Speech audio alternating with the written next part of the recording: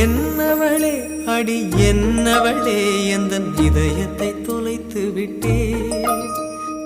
எந்த இடம் அது தொலைந்த இடம், அந்த இடத்தையும் மறந்து விட்டே. உந்தன் கால் கொலுசில் அது தொலைந்ததென்று உந்தன் காலடி தேடி வந்தேன். காதல் என்றால் பெரும் அவஸ்தை என்று உன்னை கண்டதும் கண்டு கொண்டேன்.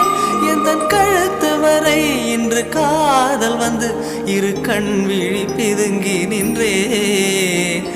என்னவளே அடி என்னவளே எந்தன் இதயத்தை தொலைத்து விட்டே.